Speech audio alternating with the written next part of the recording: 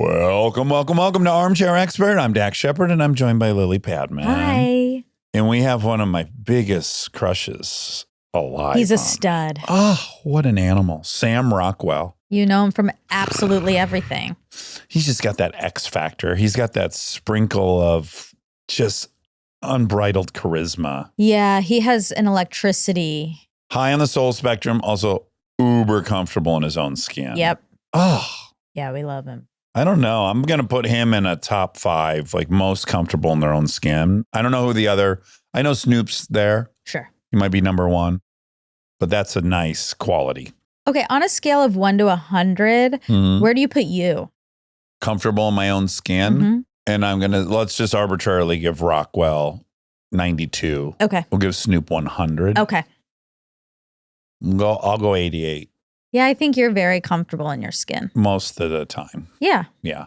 Nice. I have my moments, but talking to Snoop, funny enough, Sure. I get so insecure. That's how this works. If you talk to people who are above you on the scale. They shine a light on the 12% that's uncomfortable. Okay, 3 billboards outside of Ebbing, Missouri. The Green Mile, Jojo Rabbit, Moon, Charlie's Angels. So memorable, White Lotus season 3. And then, and this is a bit of an update, I ended up after this interview just tagging along with him. Oh, nice. To go watch The Bad Guys 2. It wasn't a premiere, it was just for the cast. Oh, fun. And I went. And it was so fun, and I loved the movie. Oh, Did you see the great. first one? No, what I want. They do action so well. That's the unique thing about this particular franchise is the action's off the charts. Nice. And it was great. The Bad Guys 2. And that is out in theaters August 1st. Take your loved ones. You'll love it. Please enjoy Sam Rockwell. We are supported by Domino's. You'd be hard pressed to find 2 people that love Domino's more than you and I. It's an integral part of our friendship. When we were just baby friends. We discovered we both love Domino's and we ordered it with reckless abandon. If you haven't tried Domino's new Parmesan stuffed crust pizza yet, what are you waiting for? With a buttery flavored crust, melty cheese, and real Parmesan sprinkled on top, every bite is absolutely packed with flavor. Order one today at Domino's.com. He's an armchair expert.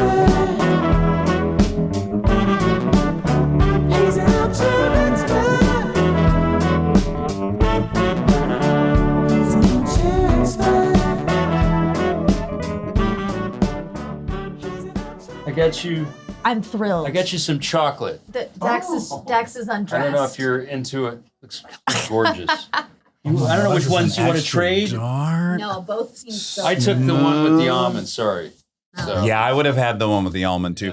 What is this place? Maru. God damn. They really know what they're doing. Yeah, dirty matcha? Yeah. You want to pull off that too? Wow. Let's see how fucking... How much caffeine can you we intake in a day? consume? We're going to need a pack of cigarettes at some point. It's been a long time for me. I But had a cigarette recently. oh, you did? And I had one in 7 years. On a deck of a boat or... On Easter Island. Okay, so not a terrible guess. Yeah. What were you doing on Easter Island? I was doing a movie. Oh, we're recording, aren't we? We're always We're recording. always And recording. we're going to miss out on an Easter Island story. I was with John Malkovich, and we just were hanging, avoiding people, and we started talking about cigarettes. And then, You needed one. yeah. When's the last time you smoked a cigarette? I know exactly because I had to quit. I was a very heavy smoker. So in September, 20 years. 20 years, wow. Yeah. Were you ever a heavy smoker? No, I was always a dilettante smoker, so. Yeah, you have this, it's a very enviable, you can do everything, but you're not addicty, right? I mean, I'm a little addicty with the gym. It's definitely a better addiction, as you know. Yes, yes. Because you have a great gym. We just perused it. Yeah. Yeah. You push the sled, you pull the sled. You ever I do? don't know. Is that how you hurt your back pulling a sled? It's fucking Zoom and FaceTime training with Okay. a 2-dimensional image with a trainer, Yeah. and they can't see your form. So I'm really, I don't know. It's just like, I'm so over Zoom, man. Even therapy, like I did therapy on FaceTime, and I just got sick of it. Now, I'm guessing you were already seeing that therapist in person, right? Because I started in COVID. Oh, you started in COVID. Therapy. Okay. And I started on FaceTime. And I think that did a lot for me. It was another dude Yeah. I'm not super trusting of other dudes. Yeah. And there was some distance. And I ended up loving that. Because I'm like, oh, this is great. I'm not like in a room with a man or I'm having all those weird things about being in a room with a dad. Yeah. Because the therapist is kind of your dad, right? If you have a male one. Sure. I have a female. I have a woman. And, Ooh, is she your I've got some mommy issues. So it's good. It's probably good. Yeah. It's all that transference stuff. You're projecting onto them. Yeah. And they can be anything. They can be your girlfriend, your brother, your sister, your mother, your father, whatever. You start treating them as if you treat those people. Yeah. Yeah, Pretty exactly. wild. They're actors. Therapists. Yes, because they have you come in. They're like, oh, great, I'm Sam's mom. I got to remember that. And then some other gal comes in. She's like, okay, I'm the shitty sister, right? You kind of got to code switch and be different. Yeah, you do, I guess. I guess you have to be facile. Well, you have to listen. Yes, another key ingredient of acting. That's tough. Especially if you've had the same day. client for like a decade and they're still telling you about something. Same old broken record. So you've been only doing it a couple years. Got it. Okay. Yes. Yeah, I've been doing it like a while. How many years? Since I had a bad breakup in my 20s, and then I got kind of weird. I had a weird phase. Whoa. And then I had to go to therapy. Like the movie Shame weird phase or? Not quite like that. Like the Although I could monologue have from gone, White Lotus phase. Yes, no, I could have gone that road maybe, but not that weird. No, I got I got what you might call hypochondriacal, sort of neurotic. Oh, interesting. And it was kind of a post-neuroses kind of thing. Because throughout my 20s, I wasn't neurotic at all. And around 29, I had this breakup with a very serious girlfriend. And yeah, so then I just got real sensitive and I had to go see a shrink. You thought you were sick all the time? I got really like sensitive, like car noises. Oh, this sounds like an anxiety disorder. Yeah, Yeah, exactly. I had that Yeah. panic disorder. Yeah. Yeah, so Ding, ding, ding. When she worked at Soul Cycle, which you were just telling me you loved. you worked at Soul Cycle? I did the front desk, No shit. but I got so anxious. I had to quit. No shit. Yeah, of course. It's so fucking loud in there. You know, I'm like 25 years old and people would come out and be passing out and it was on us to like revive them. I was like, I don't have this Passing skill. out, of course. Sure, Because they're doing like naturally. 3 classes in a row and they're Yes. not hydrating. Yeah. Okay, let's go over our history real quick. Yeah. Okay. Groundlings. Right? God, great memory of the people who ever came backstage after a show. Yeah. You were among them. Yeah. I want to say you were with Minnie Driver. I came to see Minnie. Had you done Idiocracy at that point? No. I had never been in anything. I didn't Okay. have a SAG card. I didn't have an agent. And I was already on the Sam Rockwell train. I got on very, very early and I was already very obsessed with you. That's nice of you to say. Truly. I was like, look at this sparkly unicorn. Meanwhile, from the- you're a trained improvisationalist, which is a big skill. Nicotine. Nicotine. Yeah. I thought we were going to make out or something. I will. Well, we're not ruling that If out. this goes perfectly, that's where it'll end. But yes, you came backstage. Yeah. And we had just done an improv show. Yeah. And you were so complimentary. Again, I didn't have an agent. I was 28. I'm like, it's never going to happen. Just you being effusive about thinking I was funny and that you had seen me be funny and I was a huge fan of yours literally bought me time. I was Dude, like, that oh makes my me feel God. good. It was like a little gift that like was just How fuel old in the am tank. I? What are you saying is that I'm really old? No, me. And that you were a kid No. and I was already a senior. Fuck that. I was 28 and didn't have a SAG card or an agent. It was, time was ticking. That made my year. The fact that you would come to that show and you were so nice. You're such a generous dude. And then a couple years ago, we were in England visiting We were. Kristen on a Yeah. movie. And we hung out with Stanley. And and Stanley Felicity, yeah. Tucci, who we had interviewed Invited us over for dinner. and you were there. And I exploded with excitement. We were cracking up. Oh. I remember me and Stanley were giggling like 12-year-olds. Obnoxiously so, perhaps. Yeah, Yes. Do you remember that Dax did a reading of Stanley's book at the dinner? That's, of course he did. Yeah. What did I do wrong? I can You- see that you're, scared I see you. you're a little Scared- traumatized yeah, from it. What was my scared me. take? I had a take. I think you were doing a voice and you were Okay. just really doing a full reading. And I Was he thought it doing was a Stanley big impersonation? swing. I Okay, thought it yeah. was a big That's swing. a big swing at a dinner, yeah. Yeah. The thing I most remember is you telling me about a time in your youth that you went to a sex club in San Francisco. And Yeah. the guy was on That- roller that- skates. yeah. bare Good naked. segue to White Lotus, yeah. You said you got to this club and you're like, whoa, there's a lot going on. There's a lot going on. And then all of a sudden this dude on roller skates rolls by and he's fucking jacking Oh my himself while he's God. That's a roller true skating. story. He was just roller skating and going like, There was a person with a little tiny hammer and a chisel and just abusing their genitals. Wow. What was the title of the theme? Like, what was the event? Did it have a name? Well, no, I bumped into a friend of mine from like elementary school, and he said, "I'm doing this thing. I got a new thing I'm doing. I got a new thing. I have a new hobby. Tell you what I'm into now. Hey, check it out." Led Zeppelin? No.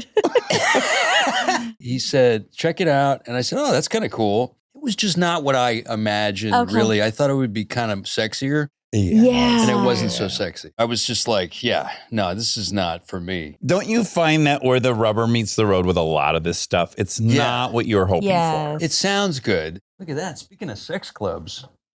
Okay, that was a trap. That was a trap. That was a trap? That's a trap. That book isn't there normally. Oh, is that right?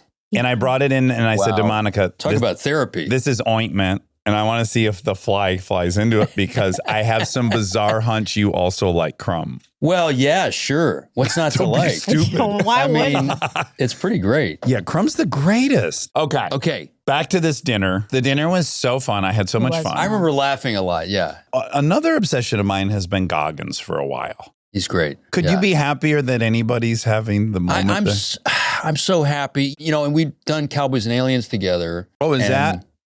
You met him there? Yeah, we met on that. Okay. You know, I don't know if I ever worked with a friend that closely. So when we did White Lotus, it was really cool to have a shorthand with somebody like that. I did wonder with the White Lotus scene in particular, does being really good friends help or hurt? Because it could definitely go either way. It helped. It definitely helped because we had to play friends. Mm-hmm. Yes. And I just could make him laugh. He could make me laugh really quickly. Was it improv? It wasn't improvised. No, but there were a couple of little things to kind of like tiny things. Yeah. Mike's too good a writer. You don't want to mess with it. Have so many people come up to you about that monologue more than you would have expected. It's kind of crazy. Yeah. You know, and I was ambivalent because I was worried I wasn't going to be prepared because I was tired. And I've been doing all these monologues in the South African film. Do you have a 10-page monologue in that one? Yeah, that's right. How do you know that? That's right. Because it's my job to learn about you for today. But I told you this will be the last time I know this much about you. Yes, and that's it. And I remember I actually went to Billy Crudup, who I've gone to before, to get help on that monologue. And then, you know, I was a little tuned up, but I was worried I wasn't going to be able to get off book in time. And then Leslie said, "I'll help you." And we went on safari, and she got me off book, and we saw, you know, while you're looking at animals. Shit. Yeah, yeah, it was pretty cool. Wow. Were you in South Africa or? We were in South Africa, so we were in this place called Kruger. Yeah. And have you guys been safari? Yeah, Tanzania. Tanzania. Okay. Mm-hmm. So that's not gorillas. That's more cheetahs and elephants and lion. Yeah, all the stuff. So that's classic what we did. Stuff. Yeah. Yeah. You got close and stuff? Oh, yeah, terrifyingly so. Terrifying, yeah. Was Leslie at ease and you were terrified? She was at ease. I was terrified. Same. Yeah. So there's, you know, the first time you see a lion, we're in the little Jeep and it's just Kristen and I and the driver. And all of a sudden the lion's walking. And I'm like, this is really cool. This is really cool. Now it's getting really close to the thing. I'm like, I don't know about this. There's no doors. And then the fucking lion walks up and, you know, it's 24 inches away and it turns its head and it looks me in the eyes. And I'm like, oh my God, this thing could just jump and eat me. And Kristen is delighted and not terrified. And I was terrified all the time. I don't know what that says about either of you. There's that, what's that phrase? The gift of fear? You know, I don't know. Yeah. Oh, right. But then maybe, you know, I don't know. Women walk around this earth Scared. with predators everywhere. Yeah, they get we an are elevator. used to That's it. a very good point. And know what? you That's guys- that's a very good point. And now you're around a real predator. That's really real top of the interesting. food chain shit. That's very interesting. I never thought of that. That makes a lot someone of pointed sense. out like that a woman often gets into a small metal box with another animal that's 2x their size. That's how we live. That's an elevator ride. And I'm like, yeah, No, that's it's totally true, man. We had a koala bear, and I was like, you know, they have like, don't they famously have Claws. chlamydia too. Oh, sure, yeah, And yeah. they have claws, big claws. And They have chlamydia. And I was like, this thing's going to eat my face and give me chlamydia. Yes. And Leslie was just laughing at me. Like I'm an idiot, you know? Okay, so you did that. You worked on the monologue. Yeah, I sort of pitched some things to Mike White. He went for some of it. And then, just went in there and did it. shaved my head and put a tattoo on and some scars, and that was it. Yeah. It's none of our business, but how many takes was what realm of takes was that? You know, they had an earwig. I said, prepare an earwig just in case I get in trouble. And then I didn't need it. I did it in one take. Wow. And then I think we continue to do one takers, and not break it up too much. Mike's just amazing. He's like a Patty Chayefsky kind of writer. You're tremendous in it. Thanks, and man. I'm sure you've been getting a lot of love, but I hope people give Goggins the love. If we can't cut to As far as that, yeah, absolutely. If you're on your own in a payphone giving that monologue, I think it's just a different experience. No, absolutely. No, he was having a great time. he was so happy to have somebody there, It was like he'd been kind of, he was Amy Lou, and they had a different thing. Their thing was sort of more combative, and he probably needed a fucking break from that, because it cannot be fun to be a dick to your co-star in every scene for months. Yeah, he was definitely having a tough time. It was and Walt gets very serious. He gets very into it, Yeah. And so he needed somebody to kind of like, hey, So the reason I brought him up is that we interviewed him, and then I hung out with him on a Sunday. It was so fun, and we're in the hot tub, and then just randomly he says, and I haven't seen your scene yet, so I don't even know you're in. This is like pre that airing. And somehow he says he's friends with you. And I said, oh my God, I had the most fun night ever in England with him. I said, and then I think I texted him too much. I go, I think I really came on too strong for Sam. Not possible. And he goes, no, I bet he just, he's in the clouds sometimes, and I bet he doesn't even know he didn't or did respond to you. And I was like, okay, that's really comforting. Did I not respond? Well, intermittently. Sure, no, I always respond, even with an emoji. What's funny is I'm really good with that. Even if it's just an emoji, I respond. Well, when I was texting you yesterday, I realized when I looked at the two previous texts, they were green. So I'm like, we don't know if greens get to you. You didn't get it. Yeah, what does that mean? Because I got some stuff not going through. Like I sent some videos to you and Justin, and it didn't go through.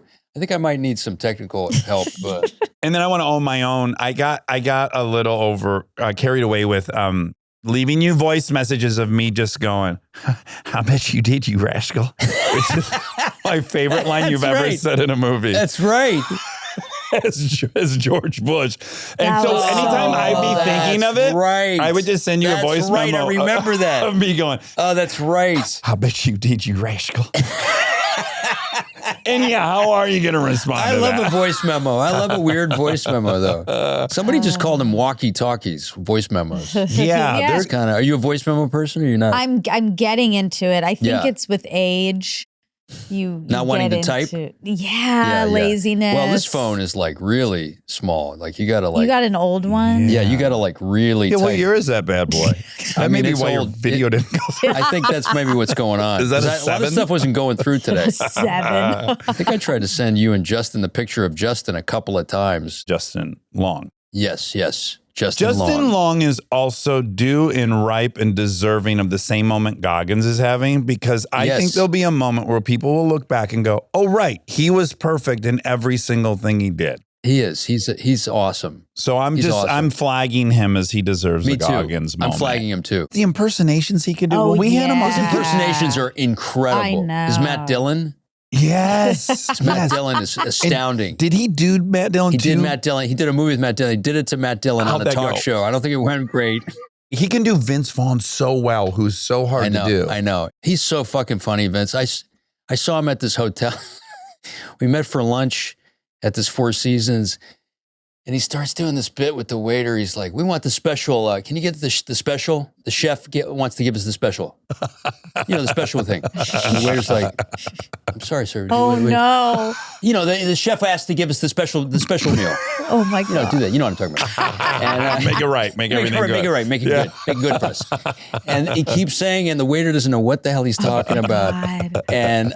And then at the end, he gets the bill. He says, it's going to be it's free, right? And he gets the bill and he keeps giving the waiter this look like. It should have been free. He's hysterical. Okay. Bay Area. Yes. 1968, you arrive. Yes. November 5th? November 5th, 1968. Okay, we welcome you. Nixon was elected. Yes. Oh, on that day? Yes, yes. Oh, Oh. wow. I don't know if that's fortuitous or a harbinger of bad things to come. Probably. Mom and dad are both actors. Yes. And my dad dropped out kind of early. My mother became a painter. And my dad did a lot of jobs. We moved to San Francisco in the Tenderloin. I don't know if you know what the Tenderloin is. Kind of a sketchy. Gnarly, right? In the Yeah. 70s and 80s? Yeah. My dad had a couple of weapons pulled on him and, he's mugged. And so then we sort of after 9, he got remarried. He had a better job. But he was a union organizer for a while. He drove a cab. And I met Harvey Milk in San Francisco when I was like 8. Really? Wow. We lived in the Castro for a bit. We lived in the Fillmore, the Hay, everywhere. He relocated to Culver City? He did. He's got Culver City and Santa Monica. Yeah. Because his bride lives in Santa Monica. Yeah. He met her at a Bernie Sanders rally. Yeah. Oh my Oh, gosh. They're a groovy couple. I just think that's weird to have 2 actor parents. Yeah, it is a little weird. Although my dad quit so early. You never saw him He act. quit when I was 5. Yeah. Okay. So I don't really, although he's gotten back into acting a little bit, just taking classes and just for fun. Yeah. And then my mom's a painter now. She's wild. I mean, I did plays with her when I was like a kid. you Yeah, know? she took you on stage when you were 10, did Yeah. improv in the Yeah. village. I mean, I wouldn't call it like the improv, real improv, but Okay. but it was, yeah. But she taught me the basic rules, always say yes, Yeah. listen. Yes, and you're smarter than you think you are. Isn't that one of them? Be a pro at everything. Yeah. An expert, Yeah. they say. So they got divorced when you were 5. Yeah. They got divorced when I was 5. And she moved to New York City. That was it. My dad had a lot of girlfriends, moved around a lot. So you were bopping back and forth from. In the summer, I'd go visit my mom for a month, and that's how I did a play with her. Were you like running around and exploring New York as a little kid? Yeah, I was. Yeah. Yeah. Yeah, it was pretty wild. I was talking to Zazie Beetz and her mom. Michael Pena was on this movie in South Africa, and Zazie and all these great people at Juno Temple. But I remember talking to her because she lived in Chelsea. It wasn't Chelsea back then. Her mother was from there, and I'm talking to her mother about the 70s. And then I realized I'm Zazie's mother's age. Yes. Oh, wow. And then I was like, wow, okay, that's what's happening. I could be all their fathers. Juno, everyone. Yeah, you're the same age as Zazie's mom. But when you're talking to Zazie, you and I are in a similar situation, which Yeah. is we have our whole lives, I'm presuming, flirting with women. Sure. It's why I get out of bed. Sure, of course. Well, Zazie and I in this cartoon are romantic interests. She's the fox, I'm the wolf. Yes. So, and then I'm like, wait a minute, what? Yes, hold on. And I'm how much older than your mother? what's happening? I did want to, there's 2 themes I want to explore in this ride of ours. Let's do it. I want to explore charm. If I have to pee in this thing, is that going to be? How's that going to go down? That'll dovetail that'll be nicely great. into my themes. I want to talk about charm, All right. and I want to talk about fuel. Yes. Yes, the fuel of life for me. Yes. From very young, these are parallels I've noticed when I was researching you, and I know my explanation. So Yeah. dancing. Yeah. Are I you a started dancer? yes, love dancing. Danced immediately in junior high at the dances, and immediately realized I'm the only boy dancing. All these girls like this. It's a way to meet girls. That's exactly right. I mean, I was not, I'm a faker baker dancer. When I did Fosse, I had to really learn some stuff, Right. some real shit. Yes. So my shit's really like faker baker. I implore everyone to go and watch. There's these I montages know. of you entering Fallon. Oh yeah. And you're Well, now see, on those like are the same moves. If you look at it, it's just the same no, boring you moves. keep upping it. I was watching it this morning, and what's so funny is you're upping it. And I was saying out loud to Chris, I'm like, I don't know where he's gonna go with the next appearance, and you come out with a fucking cane because there's nowhere to go.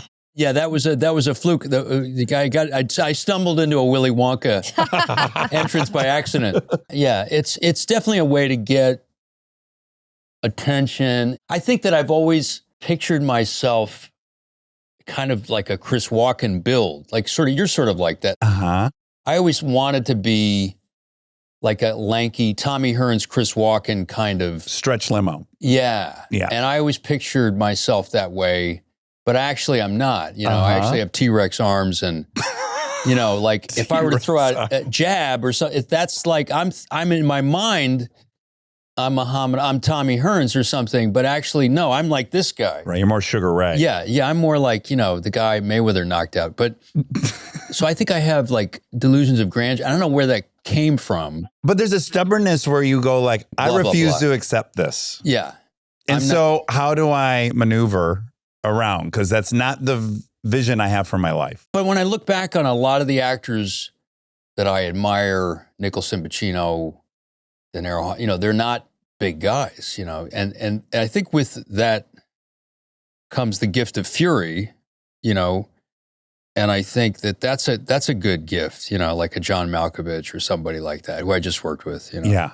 and Turturro and Gary Oldman, you know, they have the gift of fury. Yes. You know, you're not going to accept whatever it is you've been dealt. I like the idea of you saying that. I think it's very honest, just that you walk around kind of with the vision of who you are. And then sometimes you look in the mirror and it's like, oh, wow, that's actually not, Exactly. I think I have that too. It's like, oh, I think I look like that. But then I look in the mirror and it's like, oh, whoa. I better not look in the mirror anymore. I'm better off just living I less in my and less head. look in the mirror, let me tell you. Yeah. But yeah, you have to be slightly delusional to be successful. And by the way, you can infect other people's view of you with that belief in yourself. Confidence. Totally. That is like, we don't like articulate or break down what are the ingredients of confidence, but that's what it is. Like I've created a reality bubble and I've sucked you into it. And now you're not sure either if I'm a 5 or a 9. Exactly. Right? Exactly. So you went, there's so many things I would love to talk about. You go to a stoner high school. Yes. Kind of an outwardly bound thing. Yeah, I did Urban Pioneers. That was kind of like an outward bound. It had a reputation for being for the flunkies, and I was flunking out of high school for sure, cutting class, you know, smoking pot. And I heard about Urban Pioneers. It was supposed to be kind of rough. Mm-hmm. But the guy, Wayne McDonald, kind of changed my life in a way because we did these like hiking trips for 2 weeks. But the thing about the hiking trips, you had to solicit this food. So you have to go to Pizza Hut and ask them to give you free food? 10 cans of spaghetti sauce. I think the rule was you couldn't, even if you had money to buy the spaghetti sauce on the fly, you had to solicit. So it taught you to hustle. Yeah. You know what I mean? Interesting. And it was a cool lesson. You know, if you don't solicit this food, you're not going to have margarine when you want it on the trip. You're going to need that margarine. Yeah. You know, Believe you you're gonna me. need that loaf of bread. There's going to come a time where you're going to want that margarine. So, you know, you had to get the food, man. Yeah. You wanted to like have a marshmallow to roast. Right. So you get the like real acting bug at that point. I went back to the acting program. I auditioned for the play. I watched Malkovich in Death of a Salesman on TV, and I just decided to do that monologue. I got the play, but then I got a movie. In San Francisco? In San Francisco. I got a lead in a film. Oh my first God. film. And then I decided from that, with the confidence from doing the film, to go to New York and sort of pursue acting. And that's kind of what happened. I lived with my mom the first year. Then I started going to sublet, working in restaurants. And then I started getting commercials. And I got a couple of episodics like Equalizer and Law You did and all Order. the shows every New York actor does. When Did I all look at this- your resume. All that shit, NYPD. Yep. And then I didn't know what the hell I was doing. And I went to a summer program. I did the summer program with Bill. He says, do the 2 year. I said, I'm very busy. I'm like 24. Yeah, making so what are you moves. doing? He's like, I got this Colgate commercial and, I'm doing Law and Order. He's like, just do the 2 year. It'll go by like that. Just do it. And so I did the 2 year program and changed my life. And it was Meisner. Still to this day, I read An Actor Prepares, Stanislavski, but when people say Meisner, I'm not positive I know what it means. Did you do any Meisner? Did you do any training? Yes, because I studied theater in college, and so we had to do Meisner. and stuff. Yeah. But for people who don't know what Meisner is, Yeah. So Stella Adler, Strasberg, Meisner went to Russia. They met Stanislavski. They came back. Then they divided. Meisner's about the what if, and Strasberg was about what happened for an emotional prep. If so, but Meisner's argument to Strasberg is like, well, what are you going to do if you're a heroin addict, or if you're going to your character shoots yourself in the face? Yeah, like, what are you going to exactly. really shoot yourself in the face? Yeah. So method, meaning Strasberg. yeah. Meisner would argue that using your imagination is more practical. Mm-hmm. Stay tuned for more Armchair Expert, if you dare.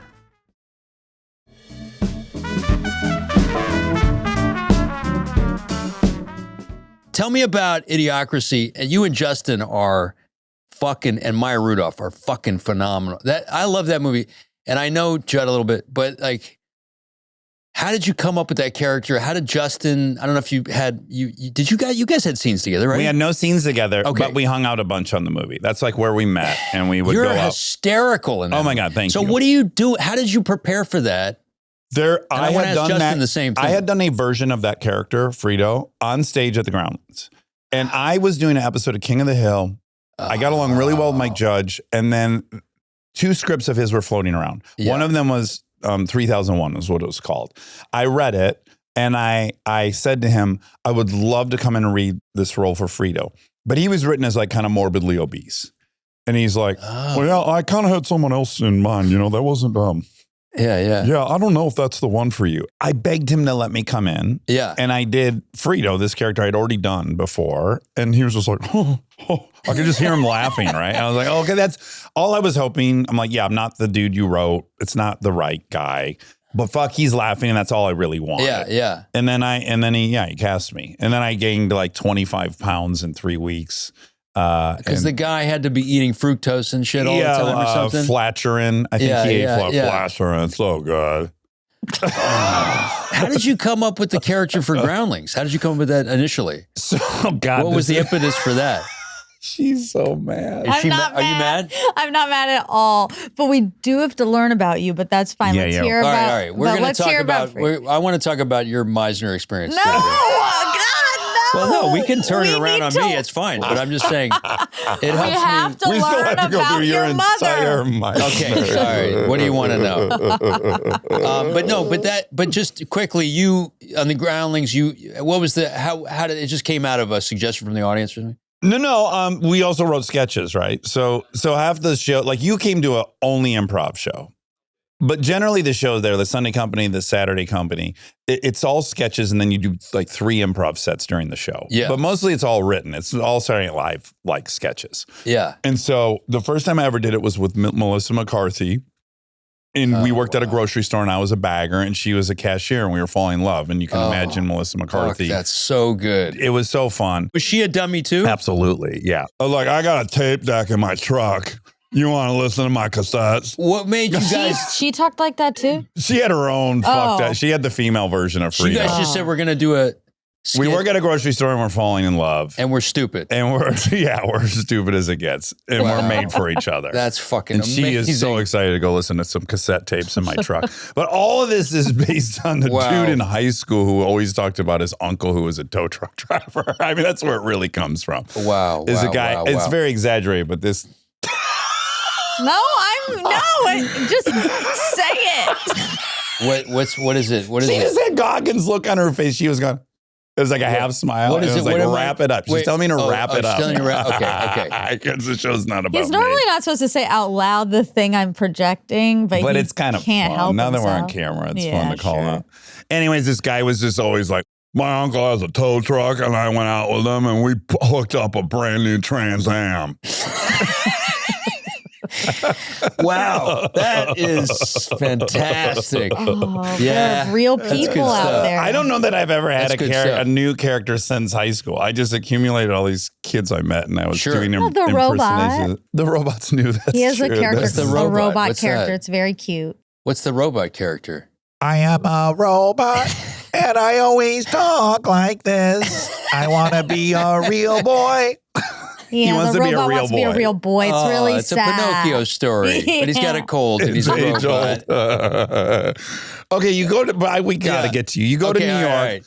because you do have this really, really interesting section before, because you're a little older like me when you finally start working consistently Yes, and yes. you actually know, okay, this is going to be a viable thing. Because your kind of breakthrough is like 28, you did a movie where you got a lot of attention. Yeah, well, yeah, it's weird when you get, it's weird, you know, and this happened to my ex-girlfriend, Sarita. She was bartending and she'd done a movie with Denzel Washington and she got fucking recognized and she was fucking bartending. Yeah. And I was like, this is weird. And then it happened to me. I was bussing tables and I got recognized for Teenage Mutant Ninja Turtles. And I'm like, would you like some more bread, sir? You know? Yeah. That's a weird experience. I mean, you have to go back to the It's restaurant. humbling, right? Yeah, that's really humbling. You know, there's that story about Dustin Hoffman getting in the unemployment line after shooting The Graduate, Wow. It's crazy. you know, because they don't it's like not everything pays, you know? Yeah. Yeah. About 28, 29, I was starting to work more as an actor, yeah. And were you busy in Labyrinth during that time? Yes. So Labyrinth is this theater started by Philip Seymour Hoffman and Well, actually, no, it was started by Paul Calderon and his wife and Johnny Ortiz. And then Phil came in later.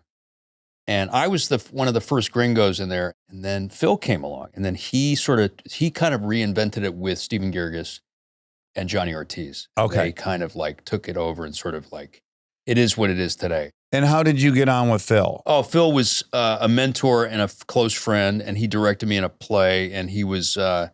he was always the sober guy. It was just cheeseburgers, cigarettes, and coffee usually. And then, that snuck up on us. And he was grumpy? He was grumpy, but in an endearing way. Yeah. He had a great laugh. He loved Justin. And Justin, Weren't the three of you somehow in like... he came up to Williamstown to direct a reading that Justin wanted to read art. And Bradley came. Uh-huh. And Bradley was already doing a play there. And Phil said, yeah, I'll direct it. And we're like, really? And he's like, yeah, I'll come up. I'll direct it. He just wanted to hang out. Yeah. I remember we got in a car. The fart app, You ever seen the fart app? No. Yeah. You know the On the fart app. iPhone. It makes you can just every make kind of fart different noise? fart Oh, that's noises. cute. So Justin hooked it up to the car speaker in Williamstown. And wait, is this turned down? That's the brown mosquito. Brown mosquito. This is called Burrito Maximo. Oh, yeah. Oh, This is- God. That's Maximo. This is called Laundry Day. Now you know why it's called Laundry Day. So he hooked it up to the car speaker, and Phil was in the back, and he would just ask people randomly questions. Hey, do you know where the Pizza Hut? And they go, yeah, it's right. And he just pushed the button. Oh, my and it was, because the car speaker was really loud. Yeah. And Phil had this very infectious laugh, and he would laugh so fucking hard. Oh. Everyone was kind of intimidated by Phil, but he was really, he was a brilliant director. He directed us in a play, and he was, the things he would say, Eric Pagozzi and I had a scene together, and he would say these things to us that I never forgot. Eric and I had a scene where he was the devil and I was Judas. It was a funny scene. And so it got a lot of laughs. And Phil was like, I know you guys you're getting a lot of laughs, and that's all, that's great, but I kind of want to make the audience uncomfortable, That's what theater's about. This is great. If you want to get laughs, that's cool. But, he says, Sam, you're playing Judas Iscariot. He's a danger to himself and others. And when you come out, you're drunk. And I want you to make the audience a little uncomfortable. I want them to maybe want to leave. Be a little scared. Mhm. Yeah. Mm-hmm. And that was a great thing to say to an actor because it's kind of an impossible goal. Right. So, Phil had a way of really inspiring you. Back to the charm thing. Yeah. I heard you tell a story about Bill. So the acting teacher, the Meisner teacher. Yeah. He was an infamous teacher, like Yes. a very famous. And that's where I met my coach, Terry Knickerbocker. Yeah. he right, was which is the most protege. Yeah. full story Yeah. ever in showbiz. I love this story when we'll get to it. Yeah. Okay. But you talk about Yeah. Bill at one point, basically saying like, you're fucking lazy. Oh, yeah. And Said that to me. Yeah. yes. Yeah. Yeah. And this is back to the charm thing. Yeah. No one's going to feel bad for anyone who's charming. I'm not asking for that. Yeah. Yeah. But I definitely think you have to be more self-policing if you're charming. If you can kind of get away with murder. That's interesting. Yeah. Yeah. Because you can get away with being lazy. Sure. And so it's weirdly like this wonderful gift you get given, but can also spell your demise. So it was a good lesson. And he said, yeah, that's so lazy. Like, get it, pull it together, and it was Right. like, and it had a big effect on me, yeah. Around this time, when you get the first thing, you're in your 29-ish, in the 90s still, you had met Terry. Terry Knickerbocker had filled in and taught some of the classes. That's right. Yeah. And you got along really well with him. Yeah. and you asked him to help you on this audition. Yeah. But this relationship you developed with Terry, you have not used him for a project since. Yeah, that's right. Yeah. That's a very special relationship. That's like 26 years of doing that. Yeah. And as I read an interview with him talking about you guys working together. My understanding of what you guys do is even for the White Lotus thing that we all saw. Yeah. You sit down with this thing. You're not an addict, right? So we start with the fact that you don't. You Sam Rockwell doesn't know what it's like to be an addict. You're also not a Buddhist or an Eastern philosophy. No. So you and Terry's job is to start anchoring these details. Yeah. Particularism, what is it called? Yeah, particularizations as if, substitution, sure. So you and Terry have done this for 26 years. And I'm assuming when you're going through it together, you're exploring your own history and things that you can attach emotionally that resemble the thing. Yeah.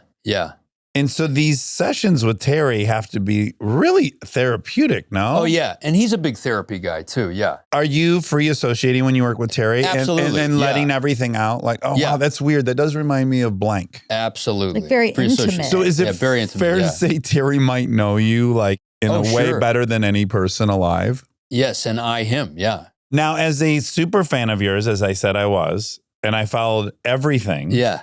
I had periods as a fan of yours where I was like, oh no, why isn't this guy getting what he deserves? What is your emotional ride through all the highs and lows? Because you've had a bunch of I've had some, a lot of my shit's been afterlife. like I saw Moon and I was like, well, here we go, motherfuckers. Yeah, that's a perfect, it's on. That's a perfect example. What a performance. Jesse James' Galaxy Quest had afterlife. I thought that was going to be like Ghostbusters. You know, went to the premiere. Yeah. And it did okay, you know, but like Jesse James bombed, you know, like everything's, even American Beauty beat out The Green Mile. But I've been lucky a couple, you know, like Vice and Charlie's Angels and stuff like that. But they're like moments, and then there's like these lows, and then there's these highs, and then these lows, and then 3 Billboards comes out, and then you win an Academy Award. And again, to me, if I'm you, and you're 49 at that point, maybe. That's right. Yeah. Did you have a lot of these moments where it was like, okay, well, finally I can just take a breath, and it's established, and I'm safe? I mean, every fucking day, you know, you're like, can't I just relax? Yeah, when are we gonna coast a little bit? You can, as you know, as you get older, you know, like taking the working out stuff, for example, you know, it's like you got to work even harder. You got to memorize lines even harder as you get older. I think you want to feel safe. You want to go, oh, I have finally earned the right. You're never safe, as you know, right? You're never fucking safe. It's all an illusion of safety. It's all an illusion. Yeah, it is. You're such an artist. I don't say that Thank lightly. you. I don't think of many people as artists. You're such an artist. I could have this fantasy where it's like, oh no, he's never given a fuck. He's like, he finds another interesting thing to do. He focuses on that. And then another interesting thing. Some of them pop, some of them don't. He doesn't care. He probably isn't motivated by money. Like I can create that fantasy about you, but I don't know if that's actually the reality. I'm ambitious. I'm definitely like, whatever that means, you know, like you're ambitious to do good work. But I will say I have turned down money and I have said no. I mean, that's the only power you have, you know, is to say no. Is that hard for you to do? Of course, you know, I was unable to do it. When they threw money at me, I always said yes. And then I paid the price ultimately for that. Did you? Yeah. You feel you paid the price for that? Yeah, because I knew I shouldn't do a thing originally. That's why I said no to begin with. And then they threw enough money at me and I said, yeah, I'll do it for that. What if I never work again? I need that money. All the rules have changed too. You know what I mean? Like, I don't know if it really, I think sometimes you can be too precious too, you know? What do you hope people, like if they had to finish this sentence about you as an actor, like let's say you're dead. Okay, sorry. For a long way. Yes, Monica, I'm dead. And people say he was blank. God, I had a good answer for that. Don't we always have a good answer on your gravestone kind of thing? And then I always forget. I think I know what you would want. What's that? Either he was adventurous. Yeah, that's pretty good. I like that. Which is also you'd want that too, right? / brave. Yes, / brave. Yes. Or dangerous. I don't think do you want Would dangerous? you? Yeah. Every actor needs a little bit of danger, I think. What about you as a person? Forget Me as a acting. person? Yeah. Well, I'm a pretty courteous, I'm a nice guy, but I mean, I don't know. What the hell? That's a good question. I don't know the answer to that. What would you want? He was so playful. Oh, that's pretty good. Yeah. I'm here to play. I came to this planet Yeah, I like that. to play. And the more we can play, the better. Absolutely. Yeah. Because it's a beatdown. Everyone that you love is going to die. All the shit's going to happen. Did you ever see Manny Pacquiao hit the mitts with Freddie Roach and he's smiling? Yeah. The relationship with those guys is really interesting. Freddie Roach is so fascinating. Freddie Roach is amazing. Yeah. Yeah. And they're kind of patting that boxer on the head and, kind of like, because they're like their kid. Yeah. You know, It's play somehow. It's play. Still. You had a fun thing you were talking about in an interview. You're saying like people are so shocked when actors act.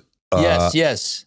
That's a good topic, actually. Yeah. I find that fascinating. I totally agree with you. But Wait, Christian finish- Bale, like, that's a shocker? Why is that a shocker? yeah. Like what? When they act out on set, you're saying. Yeah, you pay somebody to essentially be a child, Yes. and then you're shocked when they act like a child. It's like, what do you expect, man? 1 minute you're laughing, you're crying, you're like a little infant. Yeah. You're being paid to be an infant. Yes. And then cut. like- and then somehow magically Yeah. you feel like you did on Saturday morning. It's Yeah, a little man. preposterous that's the expectation. It's ridiculous. It's insane. People have no. I was doing Poltergeist, and I had the, it's basically an abduction film where they abduct your daughter, but it's a ghost. Yeah. I did some scene where I was, crying about my daughter, and then I couldn't turn it off, and I had to go. Have a nice and that cry. happens a lot. Yeah, Yeah. I had to go like Take a let it break. all hang out. Yeah, Yeah. Yeah. and I could, sometimes that happens. Add in, I think the thing people don't necessarily realize is that everyone else's job is mechanical enough that it can be done. And you had a rehearsal. So camera's already done the dolly move 12 times. They have marks. They have Yes. all their settings. They're going to do a good job. Yeah. You're going to fail at your job many times in front of these 100 people.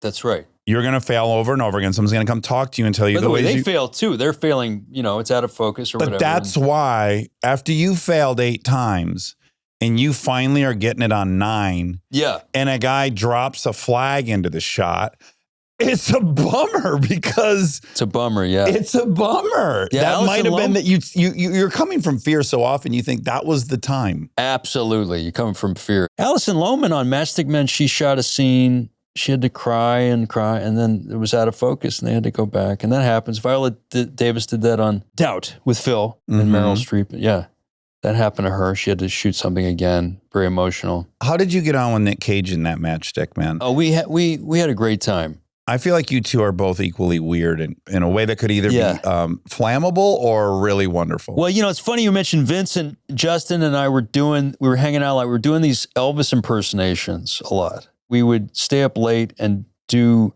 this improv that Elvis was at the parole board or something, and we would take turns playing Elvis. Yeah. And Vince was always the best Elvis. And at the time, I think I started doing basically Vince's version of Elvis for Nick Cage, and he had just gotten with Elvis's daughter. Oh, right. And he's eventually- obsessed with Elvis, Obsessed with- right? yeah. Yes. And he married her during the film. They broke up. So I realized, maybe this is not, when they broke up, I was like, maybe this is not cool. But he was cool with it. He was laughing. We got to talk about Bad Guys too. I love Bad Guys. Bad Guys 1 is awesome. Yeah, it's fun. As animation stuff, it's fun. Yeah, the premise of part 2 is they're now good guys. They're now good guys. They're on probation, and then hijinks ensue. Yeah. Oh. And you have to be bad guys again. Yes. Yeah. And it's all Danielle's fault. Yes. Yeah, we can't Yes. name it Bad Yeah. Guys and not have you guys be bad. Yeah. Okay. You talk about walking a lot. Yeah. Who are your favorites right now? Who are you horny for? Christopher Walken always.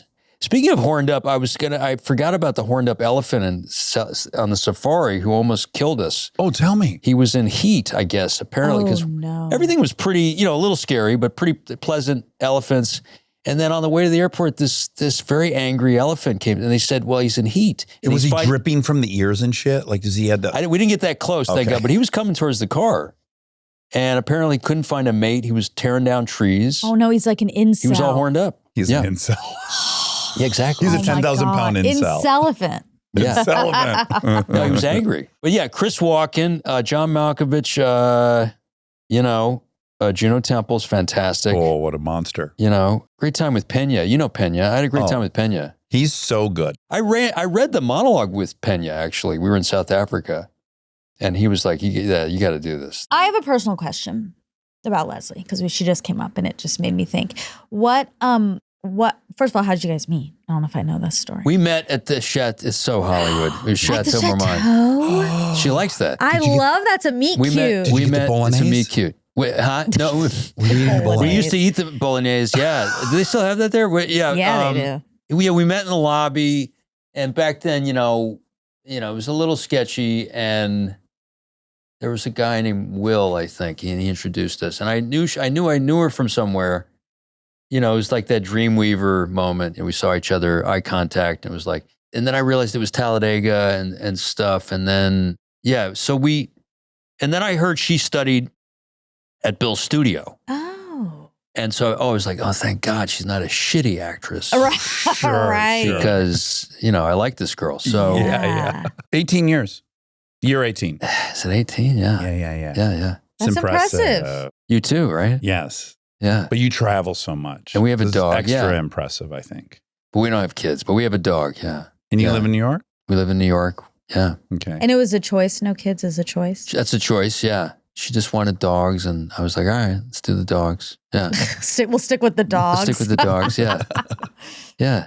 Yeah. Well, my only failure in this is I know there's something juicy with mom, but I we know, just, I I know, wanna I can know it. feel I it. can I know there's feel something it. really There's juicy. always something juicy with mom. I can mean, tell- we can need to tell. look at this. I mean, look at this. Sorry, one last question. You did Confessions of Yes. a Dangerous Mind. Yes. This is before you came to see Yes. me in the Groundlings. I'd already Which, seen by the way, that. didn't do well.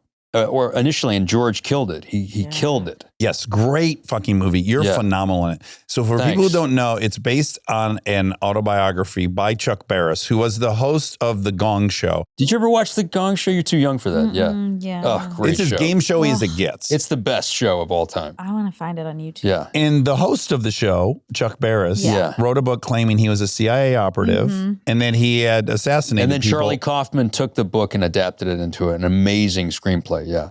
And he Yeah. stands by this story that he assassinated people while being a host of the Gong Show. He does. Yeah. And, yeah. and you hung out with him a ton A leading ton. up to it. George gave me a video camera and said, just go live with the guy. Wow. And that's pretty And he pretty was much what I open to did. that. Yeah. Oh, he loved it. And then his wife, and yeah, we hung out tons. He loved Les Paul. The guitarist? Yeah, he loved Les Paul, the duo, and then he would air guitar, and he did all the lines for me and everything. And what was your, are you allowed to say what your kind of conclusion was? Like, we don't think he really killed he people. had a nervous breakdown Okay. and felt I probably that although he created the dating game and he did a lot of cool shit, he didn't feel good about things, and I think he probably made stuff up. But then again, sometimes I wonder, because I don't know, sometimes he would say stuff arresting and you kind of go, wait a minute. I mean, whether it's true Yeah. or not, he probably believed it. I think he did. I'd say, how many people did you kill? And he'd say, about 10, or 12. And I'd say, really? Wow. You'd say, how many people did you kill? Yeah. Yeah, we got into Huh. it. One of the best scenes we had to cut is, I think it's deleted scenes. Fred Savage plays the bellhop. There's these great scenes with the bellhop Uh-huh. that are just amazing. And I'm like naked with a beard, and it's some of my favorite stuff. It's just the movie was too long, but Yeah. we had a good time with that. Have you Yeah. heard Elvis talk about the bellhops? No, what happened with the bellhops? There's a great bit of footage online. Of course, he talks about bellhops. Yeah. He's on stage and he has missed some shows, and it's at the height of people accusing him of being an opiate addict, which of course he was. Yeah. And he goes, I just want to tell everybody I'm healthy and I'm not doing drugs. I'm doing karate. And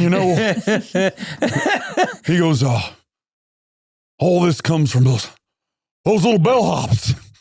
those little rats running around. He's got this whole, you can tell he thinks the Is bell. this at the end when it's like, Yeah. He's laying, he might even be laying down on stage on his back telling this. Wow. But he's talking about the bellhops, and they're the ones that spread the rumors about him. God. These little bellhops. And he's, wow. yeah, it's great. That's online. You could watch him. Haven't you always wanted to play Elvis? Remember Kurt Russell as Elvis? Oh, yeah. I mean, it's just like, it's just fascinating character. My brother and I were obsessed with him when we were little kids. My brother's Me your too, age. yeah. And we would call when we were at a hotel. We would call the front desk over and over again because we thought it was so funny that Elvis would shoot his TV sets in hotel rooms. Incredible. And we just were like, what else did he do? So we would call down to the front desk at like 10 and 15 and go, well, this is the king in 304. I accidentally filled up my bathtub with a lot of sausage. Could you send somebody up to get all this sausage out? And it's just like we try to think of insane things we could call and say it happened in the hotel room. The banana Cocoa Puff sandwich or whatever. you got to see Vince's Elvis. Well, Sam, everybody, see Bad Guys 2. That's out August 2nd. Yes. You're a delight. This is I told Monica. You guys are a delight. I saw you You're in a the ravishing delight. calendar, and I was giddy. I'm giddy. I just am so. I'm horny for you. I'm horny for you, pal. I'm attracted to you, and I'm so glad you came. And how in. horny are we for Stanley Tucci? Come on. Oh, the Come toot. on. We love Stanley. All right, well, Rockwell, this has been so fun. Thanks for coming. Thank you very much. Thank you very much. I had a Get that little Elvis. accident. Give me some sausages in my bathtub. All right, be well. Everyone see Bad Guys 2. Check it out, man. Stay tuned for more Armchair Expert, if you dare. He is an armchair expert, but he makes mistakes all the time. Thank God Monica's here. She's gonna let him have the facts. We have a very special guest. We have the most special guest. My grandson Groot is here, and there's a explanation for this. I don't want people to think I'm now someone who travels around. Or you're exploiting him. I don't want anyone to think I'm exploiting him or trying to get ratings, although obviously this will be a ratings boom because he's so charismatic and cute. Yeah. And but the reason he had to join us for the fact check, I posted a picture of Groot on Instagram doing a driving lesson in the truck. And I think the perspective of him, because the camera is right in front of him and I'm in the deep back, the comments are almost unanimously, oh my God, Groot is humongous. Oh. How did he get lost? How big was the bag holding him, and how would you lose this bag? And to the degree I was like, I think people think he's 3 feet tall now because of the perspective of the photo. Yeah. So last night we were in bed and I asked Delta if it would be okay if Groot came on a fact check. Proved his size. Yes, to demonstrate his actual size. And she talked to him and he said, yeah, he was super excited. Okay. And so he had 3 different outfits that he was debating between, and we landed on this one. We can't move the. Yeah, I'm gonna move the bag. So he has a little bag. His little Gelson's bag. I can't wait to show you what's inside his bag. Also, he has a Stanley. He has his own Stanley, and it says Detroit, Michigan on it. How did he get that? I don't know, but he knows it. I guess he knows his granddad's from Michigan or his grandma. Yeah, both. But he has his own Stanley that says Detroit, Michigan on it. Yeah, and he has this incredible. He has a great outfit on. He does. He has little coveralls like me. What are they called? What am I wearing? Pants. Oh, overalls. Overalls. Are yeah, they? yeah. Because if I unbutton, Oh, okay. I don't want to unbutton. He's 'cause wearing a sweater too. Delta was very specific about what he was supposed to wear. Don't mess with But him. I can just show you. It's overalls. Okay, it's overalls with some Frill. Yeah, and the beautiful red overalls, and then a gorgeous cardigan sweater over that. Yep. And he has his cool shoes on, and he has his Stanley Cup. And then, do you want to know what's in his bag? Yeah, he has a tiny bag from Gelson's, which is a LA grocery store. Yep. He has his Mac so he can do some work. He has a little tiny Mac, his size. And it's a real Mac that looks my just like a God. Mac. And are you ready for this? Yeah. I didn't even know that this was his favorite book, Hogwarts. It's a miniature Harry is Potter. It's a Harry not. Potter book. Oh my Groot loves Harry Potter. Of course, Groot loves Harry Potter. What a course he sweet! does. Isn't he the sweetest Yes, boy? I love Groot. Yeah, he's so special. Yeah. And if you want at any point to have him with you, just say the word. We got in a little fight earlier because I asked if I could hold Groot and you said we could both hold Groot. Yeah. And I said, but you always get to hold Groot. Why don't I get to hold Groot You the wanted whole the time? whole time. Yeah. Yeah. You didn't want to share Groot. No, because I don't get enough time with Groot. Because I don't like to share. Well, not when I don't get any other time. And we have a little reward for him that Delta made for when he's done Yeah, hold that up. with his appearance. It's a Groot beer float A Groot beer float. that she made. And if you aren't watching, you have to turn this on YouTube right now To see the Groot beer float. to see this incredible. She made it out of maple syrup and milk. He has an entire miniature world. Yes. I mean, he's got his own computer and his know. Hogwarts book. It's and incredible. his I Stanley. want to be him. I do too. I said to her last night when she was trying on his different outfits, I said, look, when I come back in my next life, I would love to be Groot and be under your care because he gets spoiled. Do you have any interesting stories? Because I do. you do. Mhm. Okay, me too. Let's hear yours. I have a few stories. Okay. I think I'd like to hold Groot for this story. Okay, great. Yeah. Come here, Groot. Come here, Groot. Come here. Put his Stanley over here. In case he gets thirsty. Okay. Just have a little bit. Okay. Let's put it here so it's close. Okay. Now, This is like practice, Monica. This could be the tipping point for you. why don't I just get a Groot? You might want to just get a Groot. Yeah. It seems to be very, God, he's smiling right at me. Yeah, this is preferred. I can't even believe I was fighting to hold him because it's equally as fun just to see him. Yeah, he's so cute to look at. Yeah, he's so happy. Anyway, so I had a ethical dilemma. Ooh, I wanna like bring ethical up. dilemmas. So Callie and I went to a store, as we do. We shop. Yeah. And we went and got lunch after. And we were on 3rd Street, which isn't that close. We're not there a lot. Right. So I guess I don't know why that's important. To me, for some reason, it's important. I was out of sorts. I've been there nonstop. It's just Sim. I would never go to 3rd Street in my real life, yeah. but I have to take Lincoln there several times yes. during the weekend. Yes. I guess I was a little out of sorts because I wasn't in my normal spot. Yeah. And we have lunch and we're walking back to our cars and there is a unhoused woman. Oh my, this is impossible because my story also involves this, but go ahead. Okay.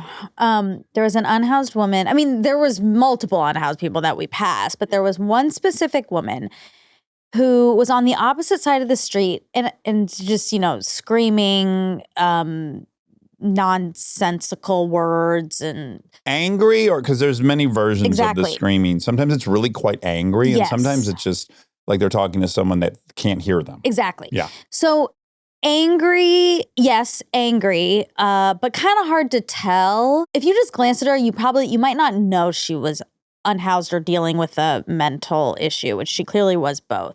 So anyway, we crossed the street and then all of a sudden she is walking towards us. She locks on to you guys. and is screaming at us. Uh-huh. And that, for people who don't live in LA and don't encounter a lot of unhoused people, that's not normally the case. So they are often like screaming or making noise or talking, but they're in their own world. Yeah.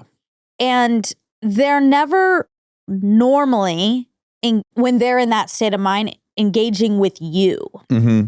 So this was very weird. She was looking right at us and she was talking to us like we had become the enemy. Oh wow. Uh-huh. Okay. And How old was she, roughly? I would say 40. Okay, so roughly your age. Yeah. Okay. Maybe 42 or something. Okay, so quite a bit older than you. A lot older.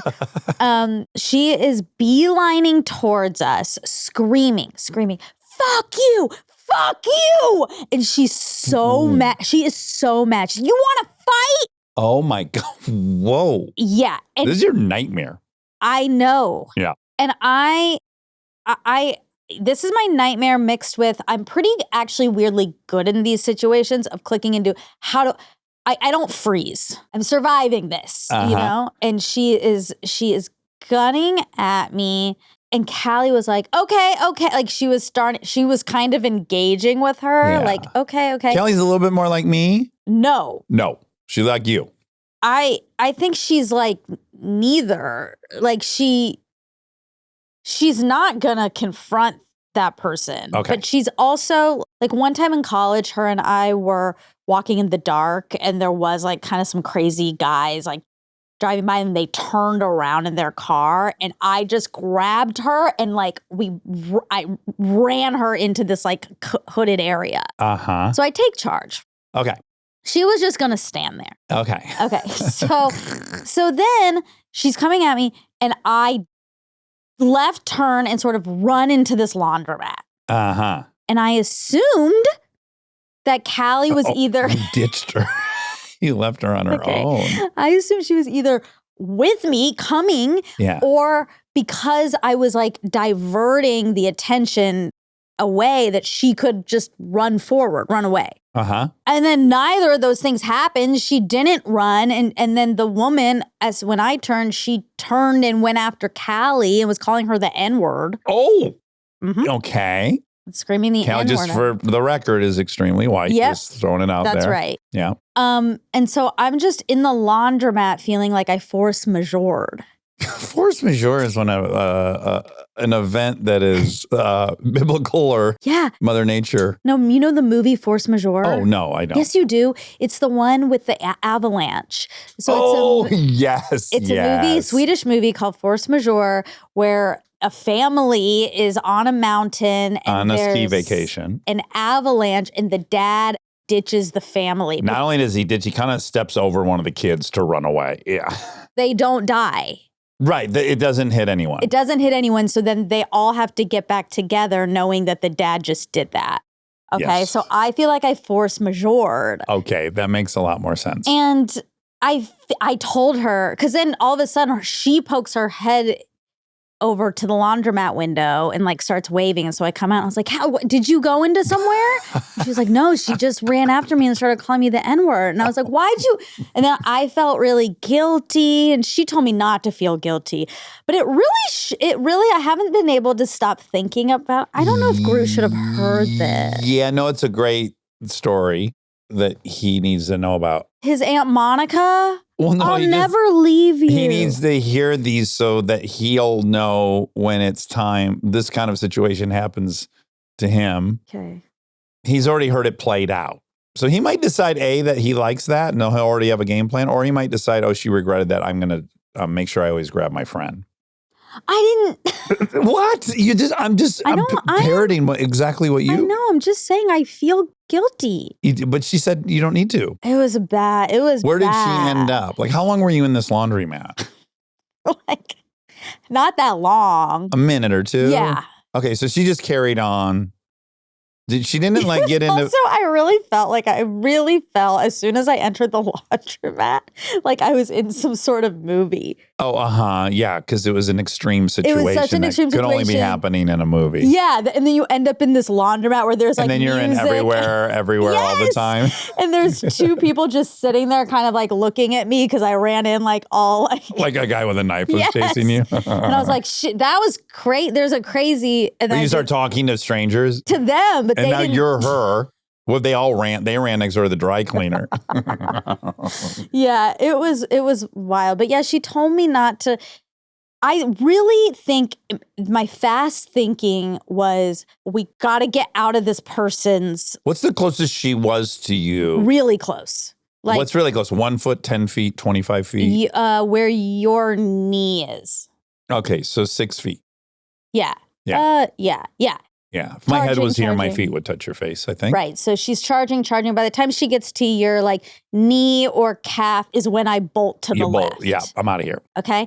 Fight or flight, and it was flight. It was flight, but it was also like, Callie, go. Right. So now you're kind of resentful at Callie, too. Well, I'm you like, feel maybe guilty and resentful? Yeah, both. Yeah, sure. Like, take care of yourself. Go into a location. Yeah. But you bounced, she stayed there, and then the gal obviously didn't close the gap entirely and touch Callie, right? She didn't touch her. No, she didn't. Okay. So last night, I'm going to say we, but really Kristen. Kristen she wants things to be recycled in a particular way where they don't really just put it in a landfill. Mm-hmm. There's a service you can use in LA or you have a box and you put all this recycling. They actually take it to certified places that turn into park benches or whatever the heck the thing is. And so it's this box that's probably like 18 inches wide by 18 inches deep by 18 inches tall, maybe 24 inches tall. So it's a good size metal box. And it sits in front of our house with those items in it. And then they pick them up in these bags. So Kristen comes in and she goes, a homeless dude took the box and he's on the bus stop bench. Okay. And I need to get it back. Oh, no. And I go, okay, yeah, I'll go get it. And she goes, well, but you can't go out there because there's a paparazzi out there. Oh. And I'm like, oh my God, there's like all of a sudden there's a lot going on. Yeah. So I'm like, where's the paparazzi? And this is an age-old debate. I get it. It's frustrating to live with me. Like, it's not sufficient. You can't just tell me I can't do something. I got to like know exactly why I can't do it. This is an annoying part of me. So now I kind of want to see the paparazzi. So I'm not trying to look over the fence. And she's like, what do you do? I told you what's going on. Why do you not, Yeah. That passes. Everything's groovy. And I have ordered food. So now when I get the food, now we're going on 30 minutes later.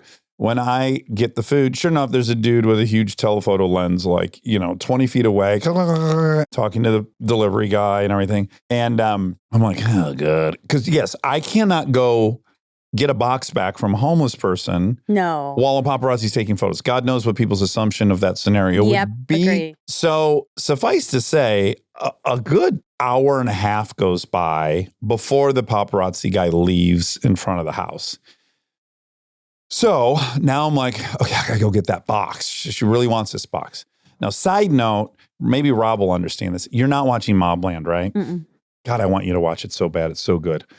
But Tom Hardy's job is he works for a criminal family and he has to clean up all the shit that goes wrong. Uh-huh. And he just says, yes, I'll go handle it. Mhm. And he just does a very man of few words and he handles everything. He fixes everything. That's like on You, the show. That's on like the Netflix. TV show You. Okay. So I go outside, look at the park bench, not the park bench, the bus stop. He's not there. Okay. I'm like, fuck, I got to get this box. So now I get in the car and now I start driving around. And I'm driving around for a while. And at some point I'm like, I'm like Tom Hardy. Like, I got to get this box. It's somewhere in the city. God knows, but I'm not coming home until I find this box. Okay. I'm driving all the way down to the 101. I'm on Hollywood Boulevard. I'm on all the You're side looking streets. for him specifically? I'm looking for the box. I've got to Okay. get the box back. Okay. And the metal box. Right. I'm driving around for a while. I'm like, I got my hazards on at times because there's, as you know, in LA, there's a lot of people to look at to see, do they have the box? All to say, I eventually come upon him, see a guy on another bus stop bench, and I look, there's the box. Yeah. And I was like, I'm Tom Hardy. I found the box. Like, I've been driving around for a long time and I didn't give up and How I found the long? box. I want to exaggerate so bad. Do the real thing. 20 minutes. Okay. That is a long time. I will say, I think a lot of people would have given up. Yeah. So I went in the immediate area and was going, and then I went. So then I go up to the guy and I go, hey brother, that's my box. I got to get back. And he's immediately nice. He's like, oh, sorry. And I go, yeah, no problem. I grab the box and he's like, oh, I have my stuff. Can I get my stuff out? Now I'm speaking a lot more coherently than Of he was, but I'm like, yeah, of course. So, it's still got all the bags of recycling stuff. Yeah. And we go through that. And then there's weed pipes and all kinds of other, Right. just a bunch of stuff. Things he put in there. Bunch of Ziploc bags with God knows what. And he got his stuff back. And then I gave him $20. Okay. And then I got the box and I came home and I felt like such a hero. Wow. I really did. I felt like I was Tom Hardy. My wife needed this box. It was somewhere in LA. I found it and I did it completely without incident. Yeah, that's great. And, as I'm driving around, I'm anticipating all the many outcomes of this. It could be I say, hey, that's my box. He says, fuck you. It's not my box. I'm coming home with the box. Trust me. Okay. And what I loved about it is it was like, I'm willing to participate in any option. I want the nice option. Mm-hmm. And it was the nice option. And it felt quite good. That is good. Yeah, because he got 20. I got the box back. Everyone was happy. And it was an adventure. Great. Yeah. Isn't that funny that both of us had incidents? Yeah. Yeah, it is. It's unfortunate. What's crazy is how completely normalized it is if you live here. Because I'm thinking if I was still in Milford, Michigan, listening to the story, like the notion that I would daily be right as someone's screaming at the top of their lungs obscenities know. and racial slurs, which is just like standard fucking It's business. Yeah. It is. I know. I was driving by the gas station the other day and there was a woman there just standing, talking to herself. And Mhm. I barely know, I barely noticed. And then I was Yeah. like, oh yeah. We're so desensitized to Well, it. you You have have to. It's not like a fault of ours. It would kill you otherwise. Yes, Yeah, exactly. you really don't have a choice. You're kind of like, Or you have to move. Like you either, it's really. But I saw an advanced screening last night of Eddington, which is an upcoming movie. It premiered at Cannes. It has a lot of really cool people in it, all of whom I would love to have on the show. It is quite dark, but funny. what's it about? So it takes place during COVID in New Mexico. Okay. And things all you can that's say? all I can kind of say. Like Yeah. it's a lot of things ensue, and Oh, wild poster. It's got a bunch of American bison running off the side of a steep cliff, and they're in various states of tumbling to their death. it pokes fun at, I would say, everyone Okay. during that time. I mean, 2020, it starts in May 2020, and obviously a lot is happening at the time. The pandemic, Black Lives Matter. The movie starts with a unhoused person kind of on this rant. Oh, okay. And that's what made me think of it. But it's very thought-provoking Uh-huh. and funny. Like everyone across the board went a bit crazy. Oh, absolutely. And Both sides. you get to see that. And Yeah. it's good. I think a lot of people are going to be talking about it when it comes out. Uh-huh. So shout out to Eddington and Joaquin Phoenix, Pedro Pascal, and Emma Stone. Please come on this show. Also, 3 of the 10 best actors alive right there I know Joaquin Phoenix is a phenom. is such a special actor. Oh, absolutely. He's in that Heath category. Oh, yeah. And it's so compelling. He's just so compelling. in all the ways. Yeah, this. Yeah. The Yeah. tenderness. Yeah. Yeah. I've hung with him a few times and I am completely charmed by him and think he's so wonderful. How's it going, Groot? He's at work take your grandson to work day. Yeah. Do you need to hold him again? No, I love looking at his little smile. Okay. Have you seen Sinner? Not yet. Oh, man. I saw it and I immediately, of course, wanted to talk to Joy about it. And I just hadn't. I had been busy. And then this morning after I dropped Delta off, I called her and we had like a 45-minute conversation about it. What did she have to say? It Is there anything you can say if people haven't seen it? just led to this incredible conversation between us about blackness, whiteness, masculinity, socioeconomic stuff, identity, how complex it all is, and how special that the resilience of that group of people is, and what has been the product of Black that. people. Yeah, Black people. The product has been the best art that this country has created. Yeah. Is out of that heartache and Art, athletics, everything. yeah. Well, I mean, one aspect of it is there's also some Irish stuff happening in it. And Joy was saying when she first saw it, she's like, "What? I don't know. Why is there an Irish jig in this movie?" And I was like, and I haven't read anything about it. She's read a ton about it. One of her best friends is in it. So Oh, cool. Yeah. She had gone to like an early screening. And I said, well, what did the things you read say? Because I immediately went like, yeah, that's true of the Irish too. Like they were, discarded by the English. And what came out of that is like this incredible music, the dancing, all the stuff. And it's just such a weird phenomena that out of that suffering can come some of the greatest releases Yes. through artistic expression. Yes. This is quite beautiful. And yeah, the thing I think is so crazy, if you're the aliens looking at us from above and you understand genetics and alleles and genes, and you're like, let me get this straight. There's like 1 million genes. 2 of them dictate your skin color.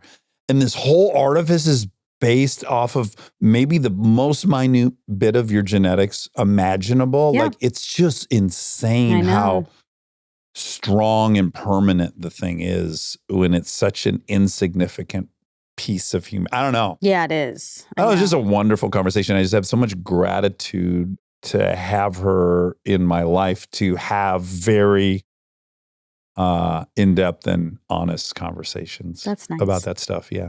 Nice. Great fucking movie. Yeah, I wanted to bring up that I think The Sim is really, really on another level right now. Okay. Or I'm really in sync with it, or something is going on. Because I've had so many weird sim moments lately. Last night, after I got back from the movie, I was thinking about. Did the movie invite you to that? Yeah. Oh, cool. Yeah. So Pedro Pascal's also in a movie coming out soon called The Materialist, which I really, really, really want to see. Because it's the director of Past Lives, which is one of my favorite movies I've seen in the past decade, I think. I don't know if love I've that seen movie. it. Oh my God, with Greta Lee. It's so good. It's so small. Like it's a story of love and loss and the complexity of all those things and relationships, like how complicated they are. Yeah. And anyway, it's a beautiful movie and same director. And I'm really excited to see that. Yeah. And I was thinking about that and seeing it. And then I was like, Past Lives reminds me of this other movie I saw on an airplane. And I was like, what is that movie? And it was like foreign, but I couldn't remember. And then I started listening to this random fashion podcast. Okay. That like minutes later, Uh-huh. the movie comes up. That movie.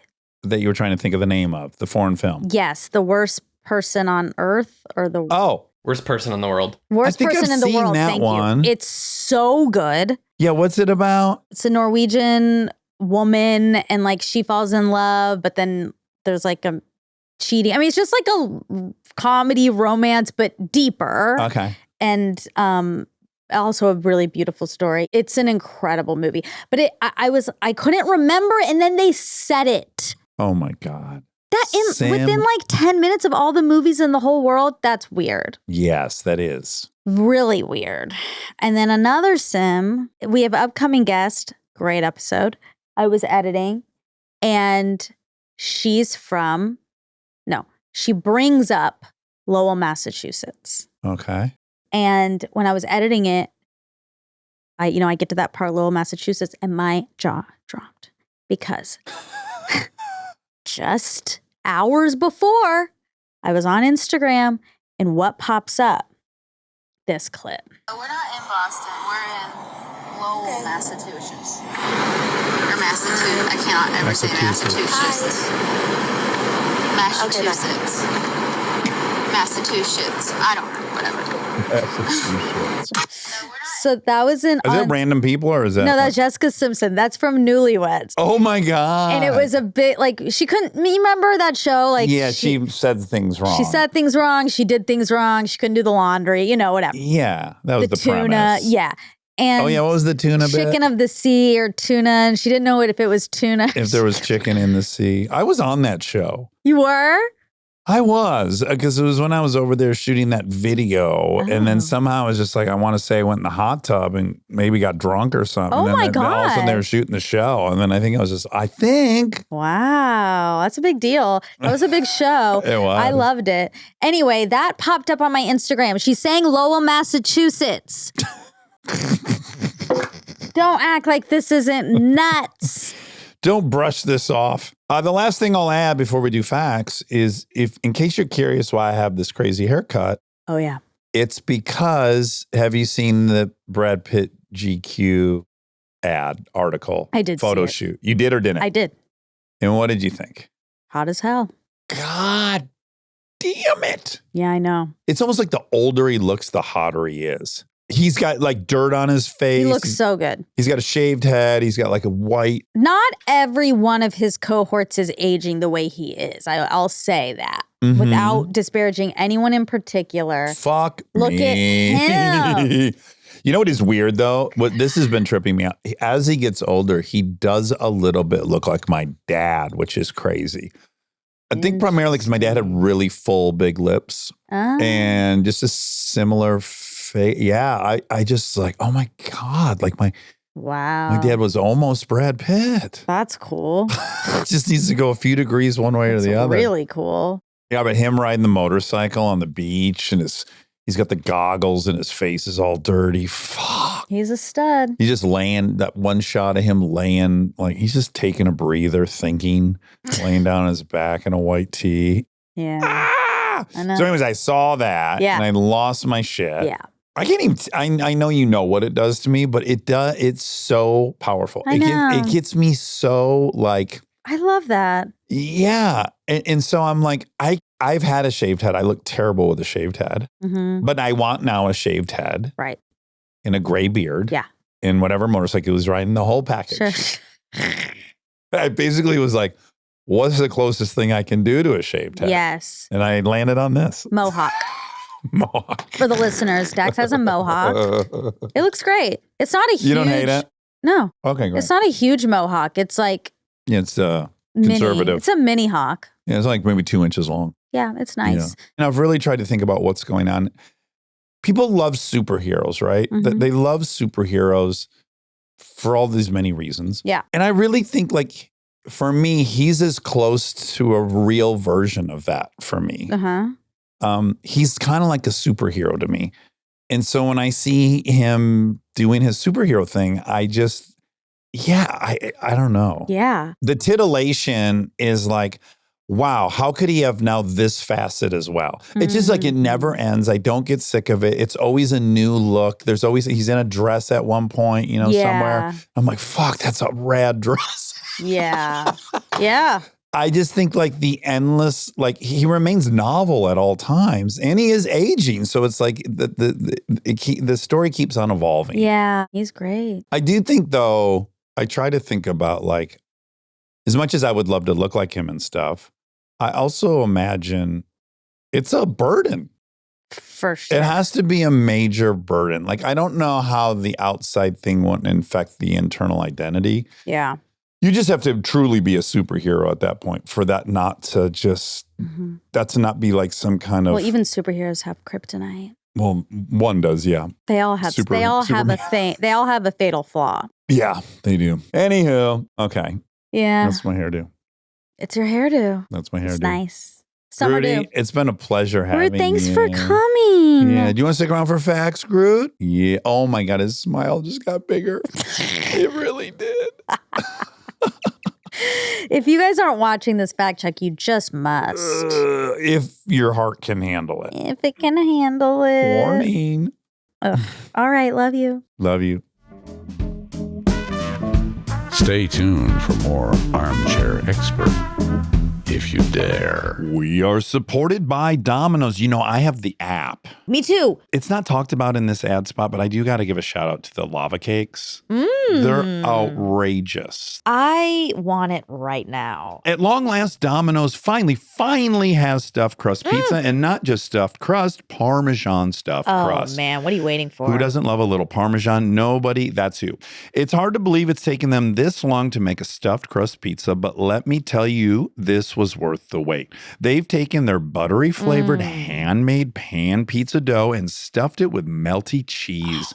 And if that wasn't enough, they topped it with garlic seasoning and yes, real Parmesan. I can taste it. I love mine smothered with pepperoni. Ooh. Oh, the more the better. Okay, all this talk about Domino's has got me hungry, and I think I've got tonight's dinner plans all figured out. Order Domino's new Parmesan stuffed crust pizza on the Domino's app and use code DAX to get any 3-topping Parmesan stuffed crust pizza for $11.99. That's code DAX on the Domino's app to try it today. Prices higher in some locations. You must ask for this limited time offer. Prices, participation, delivery area, and charges may vary. Delivery orders subject to local stores' delivery charge.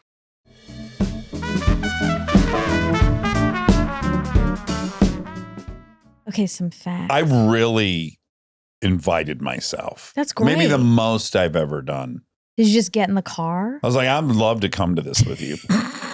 this screening of this movie that's just for cast members that I'll be at. He did invite you though in No, here. he was like, you guys want to come? As a, like, no one would want to come. As a joke. Yeah, this is clearly a joke. Don't say yes. I'm not really inviting you. Would you like to come? Yeah. And I said, absolutely. Good for you. I'd love to come. Man. And then right before the movie starts, like, the directors all stand up. There's 3 of them, and they're going to tell everyone what they're about to see. Yeah. And I go, I just really quick, if I was cut out, I would like to know before the movie than Stop. find out after. Did people laugh? Yeah, it worked. Oh, but it was a good. big swing. That's a swing because, like, they could I had be to like, call oh. out that I had no business being at this. I know, but maybe people would think, oh, yeah, was he supposed to be in it? Because he's not. This is horrible. I had a little bit of a fear that they would be like, oh my God. I didn't even know he was in it. They didn't even announce it that he was in it. And fuck, he didn't make the cut and he's here to watch. Yeah, I really was nervous. Some people would think that. Oh, I admire you. You take a lot of swings that most people wouldn't. And look, most of them work out. I mean, at least above 50%. Yeah. Enough to encourage me to keep doing it. Yeah. Yeah. Wow. My family relishes when I miss. And I get Well. it. I get it. It must be so fun when I come up short because they know I'm taking all these swings. Yeah, that's how I feel. But then it Yeah. feels bad. It's like Schadenfreude. I actually don't like that feeling. You don't want me to fail, but it's Yeah. also funny to watch. It's like, look, and it feels more like The bill's going to come just like due. exactly. Like Yep. just like that's the way life is. You can't just get out of this. Yeah. Justice has been served in a way. Yeah. Justice. My favorite thing. Yeah. But that one worked. That one worked. Good. Yeah. Fun. Great. I mean, ding, ding, ding. You took a big swing at Stanley Tucci's house by reading the book, Yeah. which I brought up on this episode. And I didn't even really remember that part. I know. Yeah. Well, I was doing an Italian accent. Yeah. My mama. My papa. Okay. Anyway. Anywho. All right, Sam. Well, Sam is Sam I am. Yeah. He's And- the king. We talked about for a second transference in therapy. Transference refers to a patient's unconscious redirection of feelings and desires about past significant figures in their life onto their therapist. So this means the client may unconsciously project their emotions and expectations from previous relationships onto the therapist. For example, a client might experience love, anger, or dependence towards a therapist, similar to how they felt towards a parent or other important figures in their past. So Do you have this? Do you experience this? I don't think so, but I do think I did it recently. And I knew it. I was like, oh my God, I'm doing this thing to her. Yeah. I mean, it was a complicated scenario, which I've now told you about separately, or on an upcoming episode, people will hear about it. Yeah. There was a complicated scenario happening, and I was having a feeling about her that I have about other people. Yeah. And I knew, then I was like, oh, I'm just doing this to her. But then what was interesting is then when her and I talked about it, she was like, yeah, I shouldn't have done. Like, I didn't say you shouldn't have done that. I was like, oh, okay, so this has been going on and I'm realizing this. And she was like, I should not have done that. So that, it was interesting. Yeah. Anyway, I just love my therapist so much. Yeah, you love her. So much. And when I was watching the new season of Couples Therapy, I was like, she really has Orna vibes. Oh, wow. That's a huge compliment. I know. I used to tell my therapist about how great Orna was. How could that be fun to hear? I know. No one wants to hear that.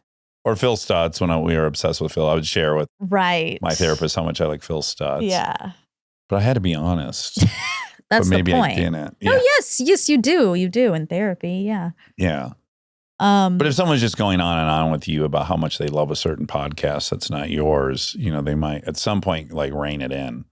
Yeah, it's like have some awareness. Yeah, some social awareness. Okay, now if I've done it, I've not been conscious of it. Yeah. I don't think I have. Like, I don't think that's something I've like role played or. Yeah, it's all subconscious. Yeah. It's not like. Well, I think sometimes it's explicit, right? Like, Maybe. have a conversation with me. What would you say to your dad? Sure. But so you're almost like inviting yourself to take on dad role. This is like the pattern you get in that's negative that you're there to figure out. That person, the therapist becomes that person. Yeah, to they you. need to fill that role. Yeah, it's pretty. We're embarrassing.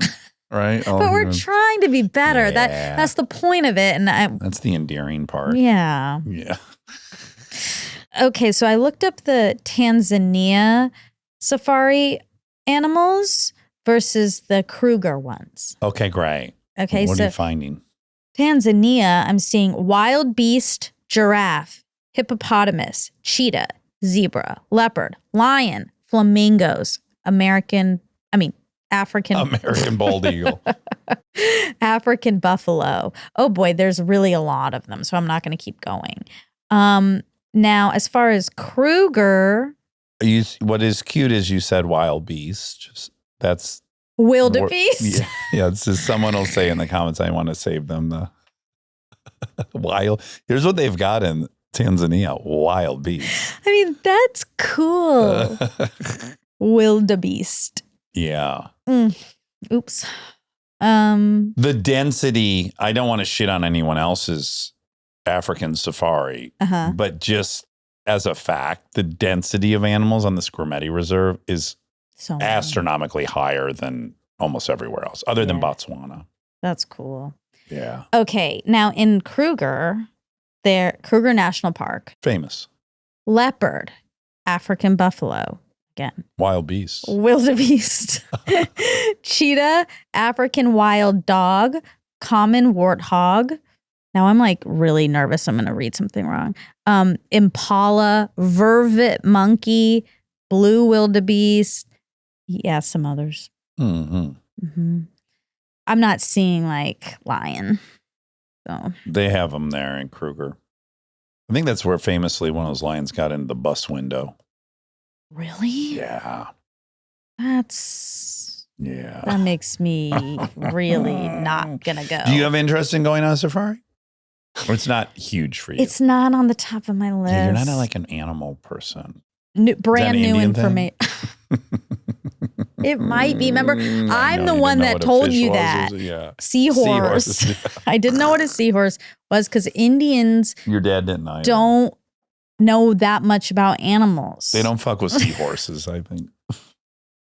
Yeah, they mainly have Bengal tigers. Tigers and elephants. Exactly. They fuck with elephants only. Yeah. Okay, so I was Googling, do koalas have chlamydia? If you just type in, do koalas, it autofills. John Oliver famously, do you remember this? He had a long running bit and it had to do with somehow Russell Crowe.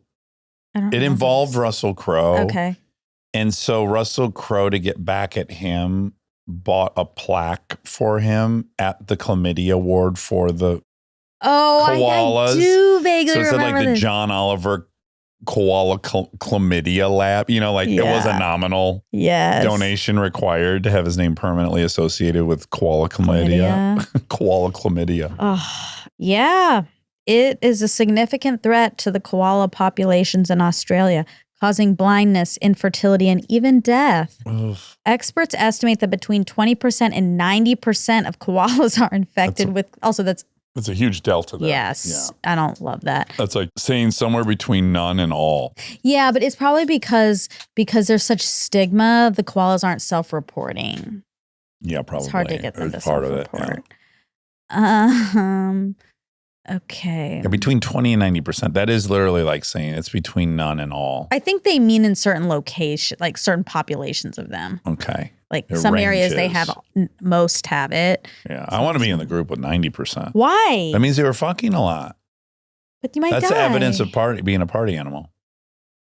Koalas are party animals. They are, as we now found out. Oh, I guess like, They're bed hopping. I guess I'm not a koala. It's okay. You're a chinchilla. We should look up the chlamydia rate of chinchillas. I bet it's low. They're mostly Because in no one cages. wants to have sex with them. No, because they've taken themselves out of the population. And they are like goo. They don't have ribs, I think. But maybe they do. They have floating ribs. That's why I am definitely not a chinchilla. I have pretty prominent ribs. Pronounced ribs. Yeah, I Strong do. ribs to house those eggs. Okay. Was Nixon elected November 5th, 1968? Yeah. His birthday. Good job. Sam's birthday. Really cool. I thought that this episode, like, if you're in acting school or in theater programs like I was, I just thought like, oh, if I was in my high school theater right now or in my college theater, I would love to listen to this because he talked about Meisner. He talked about some direction from Philip Seymour Hoffman in a play that was very interesting. And he mentioned Eric Bogosian like very, very quickly. And he's a huge playwright.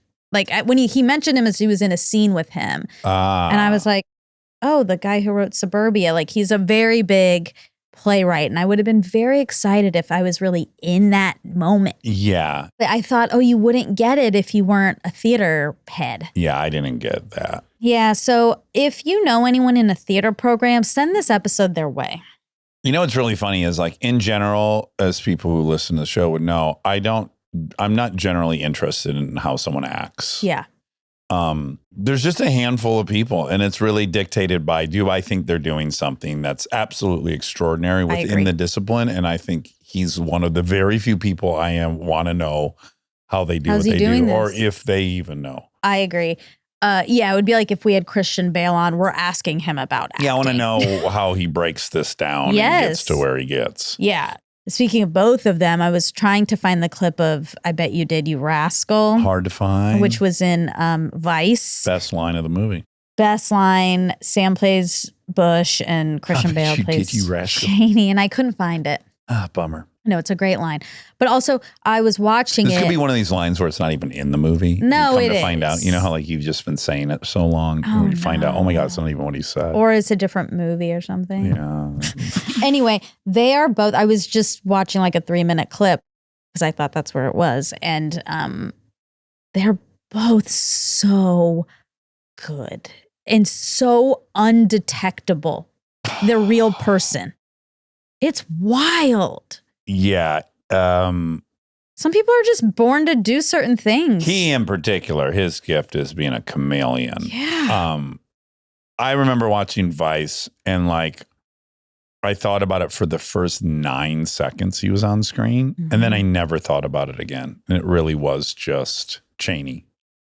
He's, yeah. Yeah, he can really do that.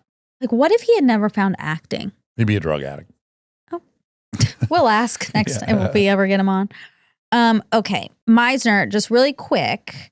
We didn't get too deep in this, but I do think it's worth. There's all these activities and all these rules and all these things. We did a lot of Meisner in school, and I was keeping it to myself, obviously. Yeah, you don't want to brag, make me feel insecure for my lack of training. Yeah.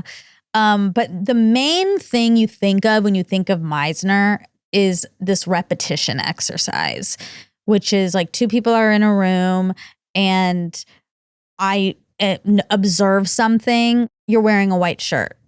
Then you'll say, I'm wearing a white shirt. I say, you're wearing a white shirt. I'm wearing a white shirt. And you keep going back and forth until you notice something like naturally changes and you say that. And then and you keep going back and forth. But you're obligated to not steer it in any direction? Exactly. Oh, it's really hard.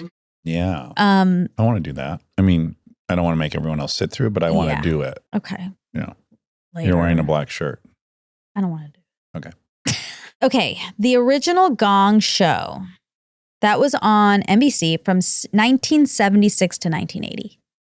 4 years. Again, 4 years. All these things I thought were on for 12 years. I thought Dukes of Hazzard was on for like 10 seasons. I know. That's me with a lot of Full these shows were like House. average hits. Yeah. I know. Mary Kate and Ashley. Oh, it was on for 8 seasons. Never mind. Oh, wait. No, they might be counting later ones. No, I think that one was on. Was it? That one really ran, didn't it? I mean, I thought, but then, oh my God. Speaking of cool stuff, success. Full House. We were talking about Full House, and that's cool stuff. To me. Yeah, cool stuff. Actually, no. Speaking of successful things, speaking of Mary Kate and Ashley, The Row. Yeah. Estimated $1 billion company. Valued at $1 billion. Yeah. I just read today that Hailey Bieber's makeup company, Rhode, which is very good. I like a lot of their products, was bought for $1 billion today. I was just somewhere she was at, and I didn't talk to her.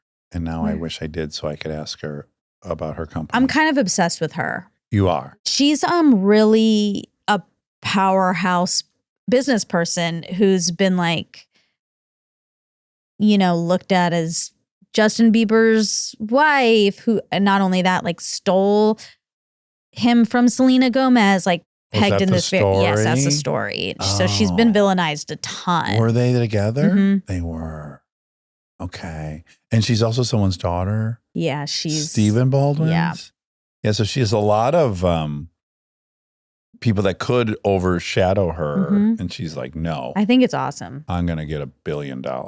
You She can did ask it. me for money. Yeah. And we will ask her for some. We will ask her for some. Anyway, I just think it's cool when women make $1 billion. Me too. I love it. I just love it. All right. Well, one thing that I wrote down when he talked about Philip Seymour Hoffman, and he said, he was always the sober guy. Yeah. Like that was like who he was to them. Yeah. So it really caught them off guard. And that made me feel really sad. Yeah. And I understood it. It's like sometimes that becomes your identity so much so that I don't know. Does that It make is all sense? interesting.